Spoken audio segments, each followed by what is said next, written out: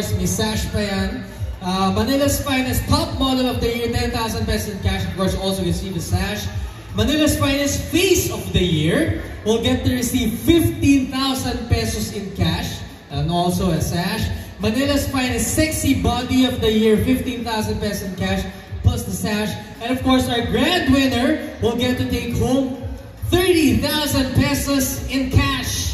Plus, of course, the crown and the bragging rights of being the Manila's Finest Hunk for Season 9. You will grant that, you will have that crown for a year. Imagine, ikaw yung pinaka-hunk sa lahat ng hunk throughout 2022 up until we have another competition that will be held.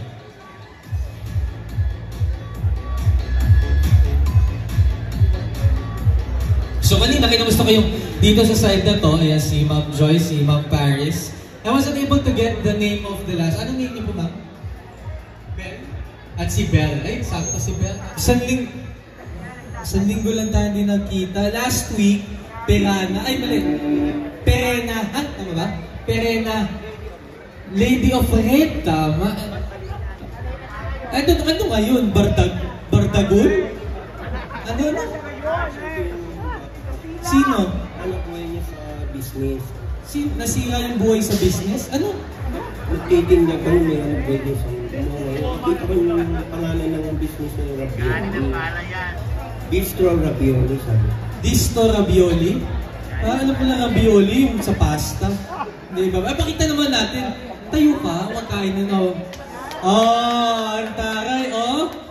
Ay, pag nagtabi kayo, Merry Christmas. Kulat sa ka-green. Di ba? Naka-black ako eh. Sakto. Sino inspiration mo ulit? Si? Bistro Ravioli. Bistro Ravioli. Natutuwa ako. Weekly may mga natututunan ako sa iyo. Sabi mo, kakantaray, oh. Next week, Talia. Marimar. Naku. Kailangan kasama mo si Pulgoso. Makakasama mo puro pulgas. Biro na. Maraming salamat ha. Weekly kayo sumusupport at nandito kayo. Thank you so much. Alright. Pupunta. Hello po, magandang hapon po. Good afternoon. Hello sir, welcome back. Ayan, welcome back po. Ito na. Sabi nila, huwag ka raw magpapayat kasi tsakang dating. Gusto nila chubby. Ay, ganon? Chubby is the new sexy? For me, I like chubby. Ay! Aray. Bakit ano meron sa chubby na type mo? Kasi ang sarap niyang hawak-hawakan yun. Grabe talaga din namin, ang sarap. Ano siya malaman? Hindi kasi maganda yung pagkakasama nung una, ang sarap niyang hawak-hawakan. Tapos malaman. Oh. parang hindi yung tao yung gusto mo hawak. Ay, Diyos ko, nakapisit. Ang tama talaga. Diyos ko, parang, hindi maganda talaga eh. Parang yung mga tumatabagan. O, kamusta ka naman? Always okay. Always okay. I don't know for the other.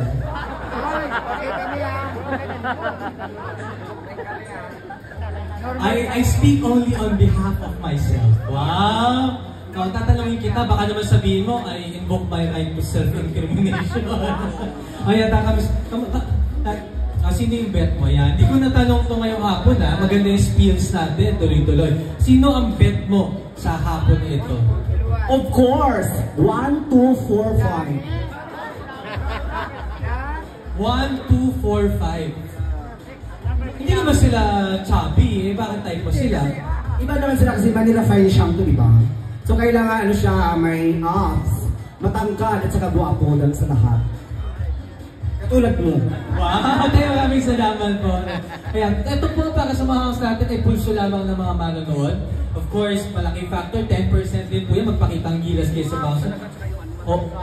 Oo, ito importante talaga yun. Parang yung tall, dark, and handsome. Alam mo, tulad yung sinabi ko, I think that was 2 weeks ago, nag-iiba na yung type natin, yung nagiging K-drama look. Diba yung very white, na matangkad, very K-drama. Pero ako personally, kung papipili mo, of course, babalik pa rin ako sa very Pinoy. Yung tall, dark, and handsome. Yung mga tipong Richard Gomez, diba? Tipong mga, sino pa ba mga ano natin? Yung mga luma nating actors. Cesar Montano, wow, ayan.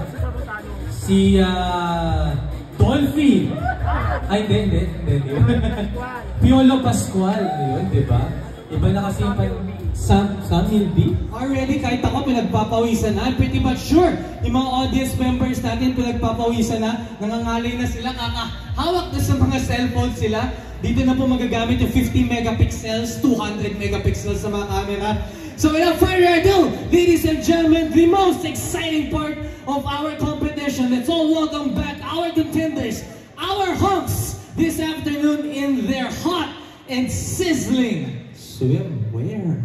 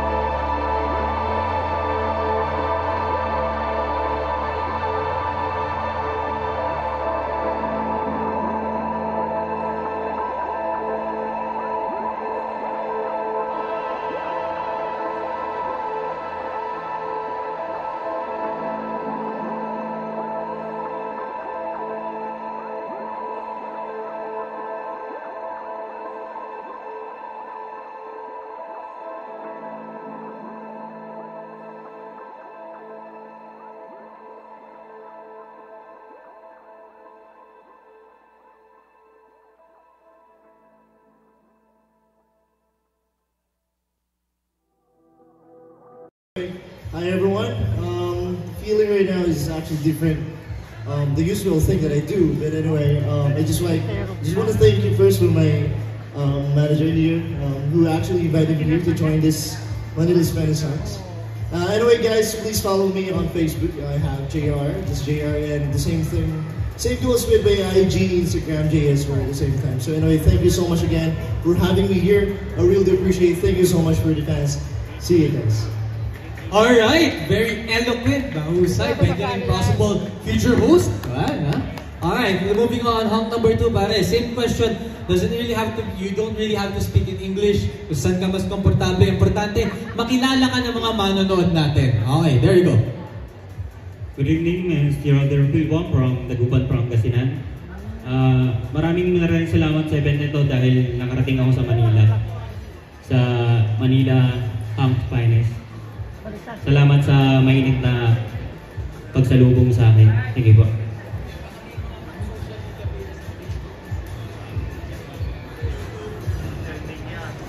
Alright, so if you want to contact hunk number 2, you may just, I'm pretty much sure you have your agent right over here. So kontakin nyo na lang po ang agent ni hunk number 2 if you want further bookings and of course kung gusto nyo siyang kuning talent. Alright, hunk number 3, brother. Same question, how are you doing? Pakilala ka and invite them on your social media pages. Magandang gabi sa inyo lahat. Maraming salamat sa lahat ng nagpunta rito at nanood. Follow niyo ako sa Facebook, Jan Harvey Gala. Yun lang. Maraming salamat sa lahat. Okay, that was short and sweet. Very manly talaga. Maangas si hunk number 3. Of course, di tayo mapatalo hunk number 4. Hunk number 4, kindly introduce yourself and malay mo, may mga manonood dyan, get to pick you up and invite you for other competitions. Malay mo, mag-compete ka internationally. Okay, so hello everyone, good evening. My name is Christian Villarin and I am 24 years old. Actually, this is just I did not expect to join this kind of pageant, Manila Finest Hunk. I just saw this one on Facebook, but God's perfect timing, I'm here. And also, if you want to follow me and to get to know me more, just add me or Christian Villarin, and also on Instagram, Christian Villarin, all in lowercase, no space, at the number 10. Thank you so much. Thank you so much, Christian. See the power of social media nowadays. You just post your branding, you post whatever you want to share with other people, kung paano ka mo gusto makilala, and you never know.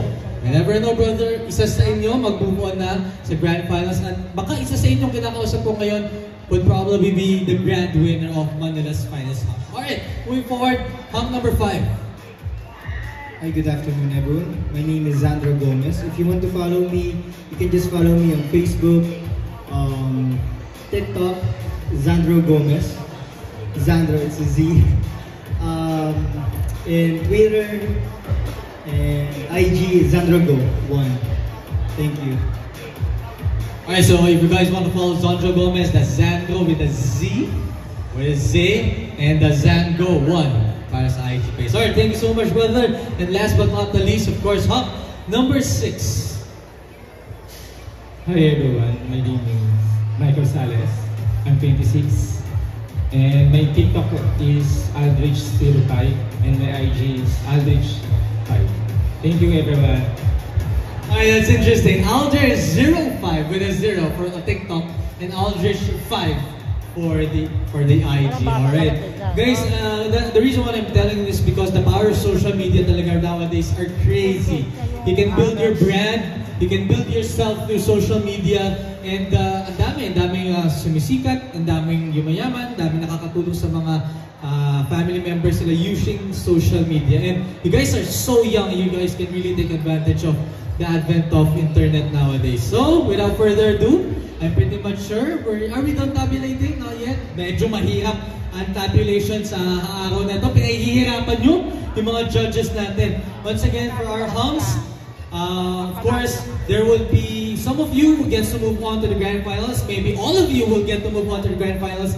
I haven't gotten the tabulations yet. Kung hindi naman, may chance kayo mag-move on sa wildcard. Wildcard enables you to compete again, give yourself a chance to prove that you are truly worthy of bringing home the crown and of course get the chance to bring home the Manila's Finest Hunk Trophy. Pag hindi naman talaga pinalad, you know what? This is a good learning experience and you never know. Diba? Pag sumali ka ulit next year, a couple of years, you get to win the title. And sa lahat ng gustong sumali na Manila's Finest Hunks, here are our mechanics. It's very, very simple. All you have to do is visit, of course, the Manila's Finest Hunk Facebook page, or you may ask for the form here at Isitas Tsunama Complex. If you are aged if you are aged 18 to 38 years old, at least 5'7" in height, applicants must be physically fit, healthy, and possess good looks with pleasing personality. Don't forget to submit your close-up picture, whole body, birth certificate, and any valid IDs. Okay, ito na. Mukhang nasa kamay ko ng mga nanalo. So, without further ado, I would like to thank again our judges for this afternoon. Miss Jen Venancio, maraming salamat. Sir Carlo Martin, thank you so much. And of course, Mr. Jonathan Alegre. Kindly join me here on stage, Sir Jonathan, as I call in our winners for our elimination round.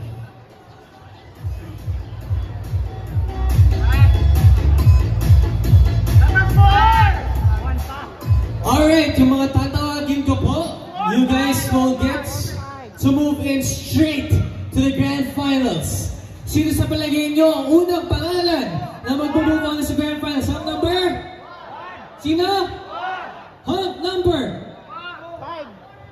Sabi mo, nakita mo lang sa Facebook to, pero congratulations! Hunk number 4, Christian Villarreal.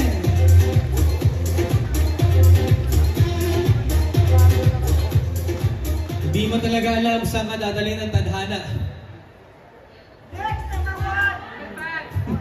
Number 5.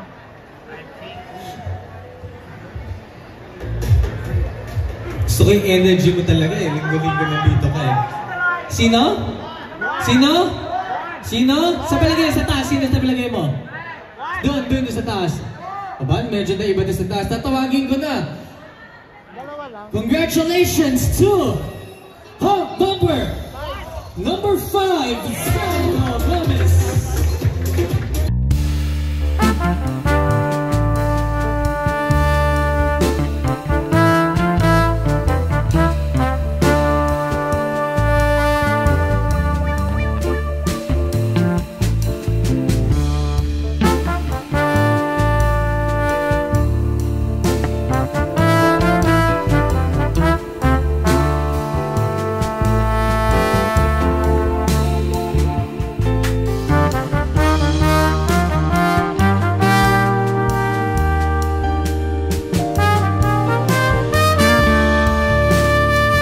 Congratulations to our Hunks 4-5-1. All of you will go straight to the grand finals.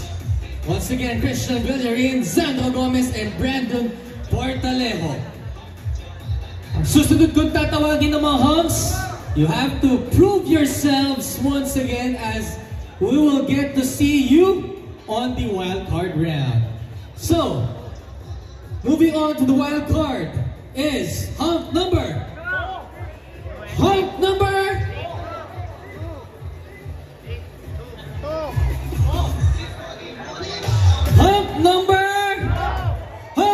6, Spike Rosales.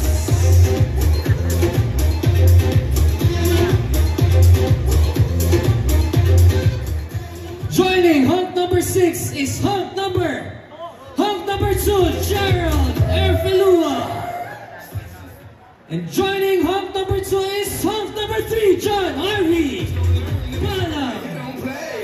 All of you will get to move on to the wild card round. Congratulations! Tatlo ang dediretso sa grand finals at tatlo will get a chance to prove themselves once again in the wild card round. So there you have it, ladies and gentlemen. Thank you so much, Sir Jonathan Alegre. We'll see you guys again next week. That will be Friday. Friday po tayo next week for our 9th elimination round. More hunks to come for everyone. More exciting moments here, of course. Merry Christmas to everyone. Advance Merry Christmas po sa inyong lahat. There you have it. See you again Friday. Maraming salamat po. I am Ace Aguilar, your host Ingat po sa pag-uwi and God bless.